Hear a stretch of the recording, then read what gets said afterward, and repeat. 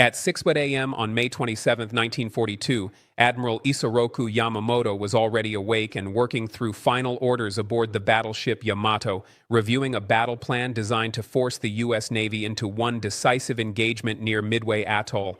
Yamamoto's staff has spent weeks refining the operation, balancing fuel, distance, and timing across thousands of miles. The aim is direct: draw out the remaining American carriers, destroy them, and make the Pacific War unwinnable for the United States. Yamamoto is not guessing at the stakes. He has watched Japan win its early victories, but he understands the limits behind them. Japan's industrial base cannot replace ships and aircraft at the same speed as the United States. Every month that passes gives America more carriers, more pilots, and more time to recover from Pearl Harbor. Midway is not just a target, it is a deadline. If Japan cannot force a crushing naval battle in 1942, the window for strategic control begins to close. Within Japan's high command, the plan reflects both ambition and internal compromise. The Navy wants to eliminate American carrier power. The Army remains focused on land campaigns and resists further commitments. Midway becomes the Navy's case for priority. The operation is built around speed, surprise, and the belief that American commanders will react in predictable ways, rushing to defend the outpost and exposing their carriers. At sea, the man who must execute the most dangerous part of the plan is Vice Admiral Chuichi Nagumo. He commands the 1st Air Fleet, the carrier striking force that includes Akagi, Kaga, Soryu, and Hiryu. These ships carry the core of Japan's naval aviation strength, elite flight crews trained through years of harsh selection and combat experience, but excellence has a cost. Japan has too few such pilots, and their training system cannot replace them quickly. That reality is understood quietly within the fleet, even if it is rarely spoken aloud. Nagumo's assignment is complicated by design. The Midway operation asks him to strike the island first, then be ready almost immediately to shift and attack American carriers if they appear. This is not a simple matter of turning planes around. Japanese carrier doctrine relies on careful sequencing. Aircraft must be armed, fueled, moved into position, then launched in coordinated waves. The process is powerful when uninterrupted, but vulnerable during transition. A carrier's worst moment is when its hangars and decks are crowded with fueled aircraft and exposed ordnance. Midway demands that Nagumo live in that danger zone. The high command is relying on layered deception and distance. Yamamoto spreads his fleet across a wide area, carriers far ahead, battleships behind, and additional forces dispatched toward the Aleutians to draw attention away. The plan assumes American reconnaissance will be confused and that Japan's approach will remain hidden long enough to set the trap. It is expert-level operational thinking, but it also contains a fatal flaw. By dividing his forces, Yamamoto reduces his ability to react quickly in the one place where reaction speed will matter most. There is also a deeper risk. The plan depends on accurate information arriving on time. Nagumo needs early warning of American carriers. Yamamoto needs confirmation of where the Americans are and how many are coming. In carrier warfare, minutes become decisive. A delayed report, a misread contact, or a broken chain of communication can turn a well-constructed operation into disorder. The Japanese leadership is not blind to the danger. They remember the raid on Tokyo in April 1942, launched by American aircraft under Lieutenant Colonel James Doolittle. The material damage was limited, but the psychological impact inside Japan is unmistakable. The raid proves American carriers can reach farther than Japan expected. It also pressures the Navy to strike back decisively, and Midway becomes the answer. The operation is meant to restore dominance and eliminate the threat at its source. As the fleet sorties into the Pacific, confidence exists on the surface, but it is paired with an internal strain that comes from knowing how much must go right. Yamamoto has built a plan that assumes initiative, but initiative alone is not enough. It demands the enemy arrive at the right time, in the right place, and in the expected strength. What if Yamamoto misjudges the speed at which the Americans will find his carriers? By the time the Japanese force closes toward Midway, the operation is no longer a proposal on paper. It is moving steel, fuel, and men into a collision course that cannot be paused. And once carriers enter combat range, there is no safe way to reverse the process, only a narrow path forward measured in hours. At Pearl Harbor, Admiral Chester W. Nimitz studies a set of intelligence reports that do not come from patrol planes or spies, but from intercepted Japanese radio traffic. The information is incomplete and sometimes uncertain, yet it offers something the U.S. Navy desperately needed in 1942, a glimpse into the enemy's next move before the enemy executes it. Nimitz is not planning a cautious defense. He is preparing a trap of his own. The work behind that intelligence runs through Commander Joseph Rochefort and the team at Station Hypo. Their code-breaking effort is not a clean breakthrough that produces perfect clarity. It is a grinding fight with fragments of information, partial locations, repeated phrases, changing call signs, and the constant risk that the Japanese will alter their codes and erase months of progress overnight. Rochefort's team believes the target is Midway, referred to as AF in Japanese communications.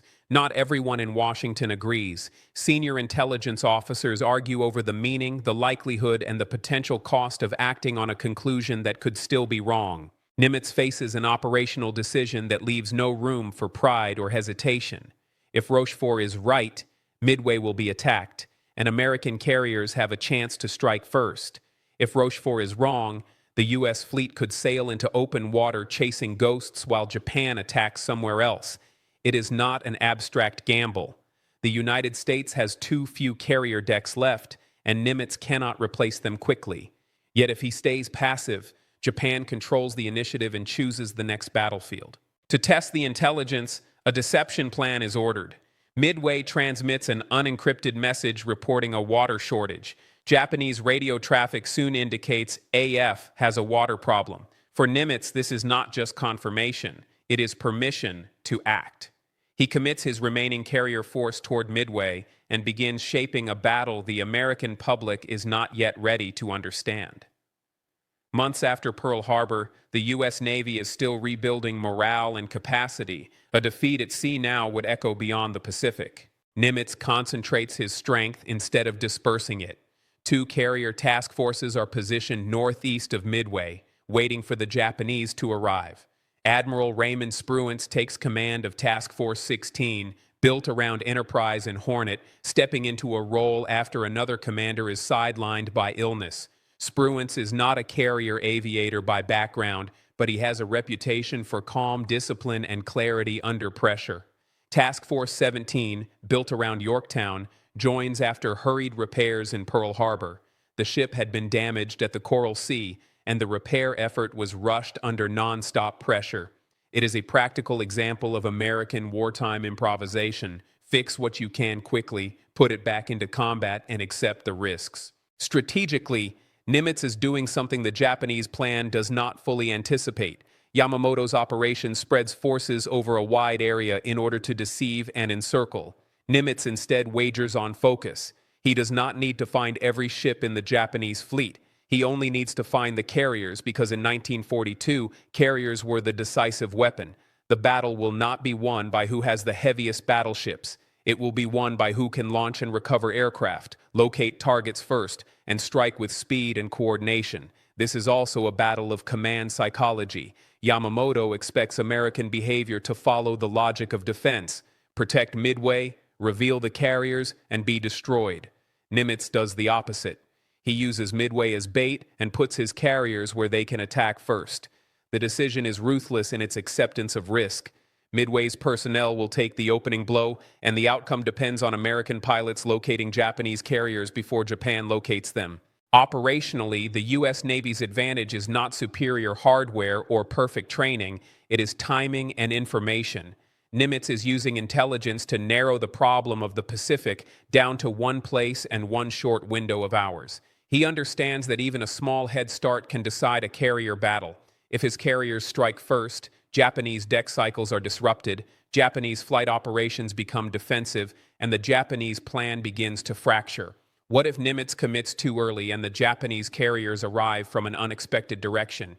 As American ships wait in a carefully chosen patch of ocean, the men aboard them know only that a major battle is coming soon. They check aircraft, load bombs, and rehearse launches, aware that every mission could end in the sea. For Nimitz, the battle is already underway, even before the first aircraft takes off. The trap is set, and there will be no second chance. Vice Admiral Chuichi Nagumo stands at the center of an operation that begins as planned and then starts to break apart through small disruptions. His 4 carriers launch the first wave against Midway in the early morning hours. The strike is heavy and disciplined, aimed at airfields, fuel storage, and defensive positions. As the aircraft returned, reports indicated the island has been hit hard but not neutralized. Midway's air power is damaged but not eliminated. That single fact forces a decision: launch a second strike against the island or hold aircraft in reserve to attack American carriers if they appear.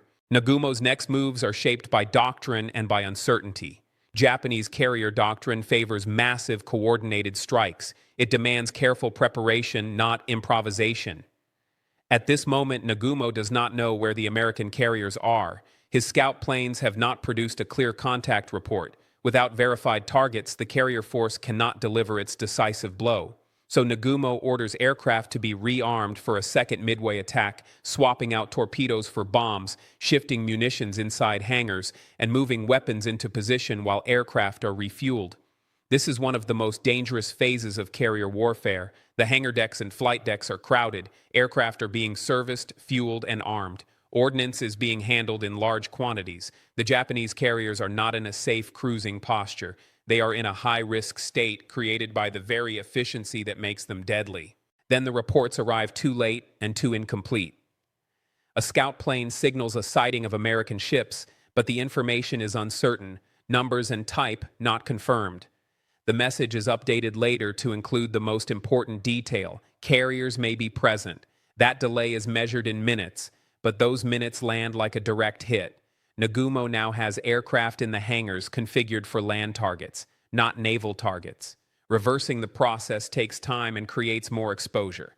Leaving aircraft as they are means facing U.S. carriers with the wrong weapons loaded. Either option risks losing the initiative. Expert analysis of this moment shows how Midway punishes systems that require perfect sequencing. The Japanese plan assumes early, reliable scouting and a predictable enemy response. But scouting is never perfect, especially over open ocean.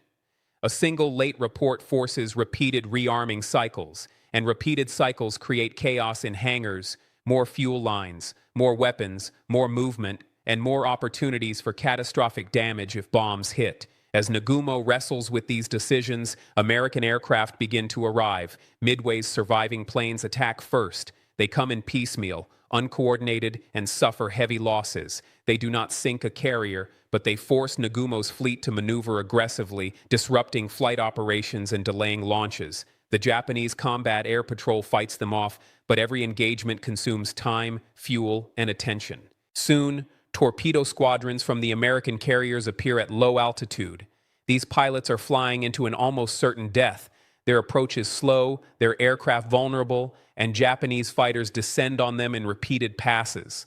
The torpedo attacks achieve little immediate damage, but they create a tactical effect that cannot be ignored. Japanese fighters are pulled down to sea level, chasing the attackers. Carrier captains execute evasive turns. The airspace becomes fragmented. Defensive focus narrows to what is directly ahead. Above them, unseen for a critical stretch of time, American dive bombers are searching.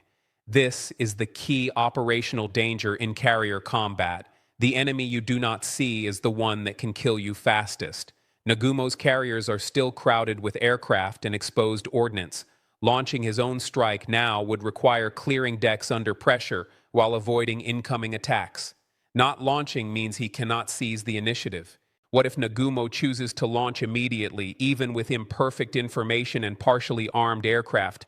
This is the trap taking shape. The Americans do not need perfect execution. They need one opening. Nagumo's force does not need to make a large mistake. It only needs to be caught during a vulnerable cycle. By late morning, the Japanese carriers are still operational, still fighting, still deadly, but they are also loaded with fuel, weapons, and uncertainty, and the next few minutes will decide whether the First Air Fleet remains Japan's spear or becomes its breaking point. American dive bombers arrive over the Japanese carriers with little warning, and the outcome is decided faster than any staff plan can absorb. In a span of minutes, bombs strike Akagi, Kaga, and Soryu. Each hit lands at the worst possible time, when aircraft are fueled, munitions are staged, and flight decks are crowded. The initial explosions are only the beginning. Fires spread through hangar spaces, smoke fills passageways, and damage control teams fight in conditions that quickly become unmanageable. Carrier battles can last hours, but carrier deaths can happen in moments. Vice Admiral Chuichi Nagumo's command collapses into emergency procedure. He must move his flag, communicate orders, and understand the full scale of losses while aircraft are still in the air and more attacks are expected. The Japanese carrier force had been trained to execute complex offensive operations, but it is now forced into survival. Damage control becomes the priority, yet the carriers are designed around aviation fuel and bomb storage. When those ignite, a ship's strength becomes its vulnerability. For Japan's high command, this is the moment the Midway operation reveals its true structure. It was intended as a trap for the Americans, but it depended on surprise and on Japanese carriers striking first. Once the Americans achieve the first decisive hits, the Japanese plan loses its purpose. The trap does not merely fail, it reverses. The United States, fighting with fewer ships, has achieved the one condition carrier warfare cannot tolerate: enemy bombs on your decks before you can launch your main strike. Admiral Isoroku Yamamoto is far to the rear with his main body. He has battleships, cruisers, and support forces, but they are positioned too far away to intervene quickly. The operational design was meant to lure the Americans into a broad killing zone, with multiple Japanese forces converging. In practice, the distance between those forces becomes a barrier. Yamamoto cannot move fast enough to protect the carrier force that matters most. He cannot restore air cover over Nagumo's damaged ships. He cannot undo the timing mismatch that has already occurred. Expert analysis of Yamamoto's choices highlights a strategic contradiction. By dispersing his fleet to maintain secrecy and to cover multiple objectives, he reduced his ability to concentrate power at the decisive point. In battleship warfare, this might have been survivable. In carrier warfare, it is lethal. The decisive point is not a geographic location, it is the moment when aircraft can strike first. Yamamoto's plan did not ensure that moment. It gambled. One Japanese carrier remains capable of fighting, hear you. Its aircraft counterattack and succeed in striking the American carrier Yorktown. The ship is hit, slowed, and temporarily disabled. For a brief period, Japan has the chance to salvage something from the disaster, but the American carrier force still has aircraft, still has flight decks, and still has coordination. Hiryu is found and attacked. Bombs strike, fires spread, and the last operational Japanese carrier is effectively removed from the battle. This is the turning point Japan cannot replace. It is not only the ships, it is the trained carrier air groups, men with years of specialized training and combat experience, lost in a single day. Japan's naval aviation had been built carefully and deliberately, but it does not have the production capacity or training pipeline to regenerate what has been destroyed. The United States, by contrast, can scale training and shipbuilding over time. Midway transforms that difference from a long-term concern into an immediate operational reality. What if Yamamoto orders an all-out pursuit with his battleships the moment the carriers begin to burn? By the afternoon, Yamamoto faces the most painful calculation of command, whether to continue an operation that has already failed or withdraw before the rest of the fleet is damaged beyond repair. The remaining Japanese forces still have power, but without carrier air cover, they are exposed. American submarines and aircraft remain a threat. Night surface action is possible, but it cannot restore the lost carrier arm. Yamamoto issues the order to retreat. For Japanese officers who understand what has happened, the meaning is clear even before the full casualty lists are compiled. The First Air Fleet, the instrument that carried Japan across the Pacific in the opening months of the war, has been shattered. The Midway operation was meant to end American resistance. Instead, it has cut away Japan's ability to control the next phase of the war. The surviving Japanese ships pull back from the Midway area, carrying the physical evidence of defeat, damaged hulls, exhausted crews, and the absence of the carriers that had been the center of Japan's naval power.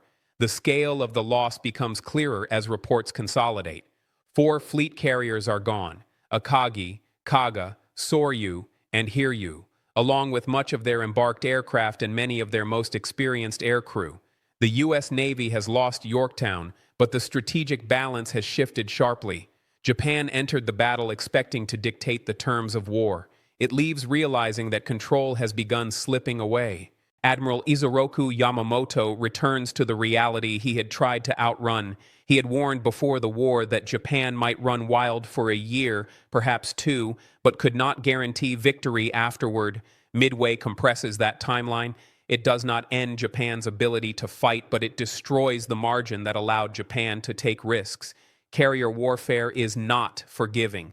A country that cannot quickly rebuild its decks and pilots cannot recover its offensive power. After Midway, Japan's remaining carriers must operate with a smaller pool of trained aviators, and every additional loss becomes harder to replace.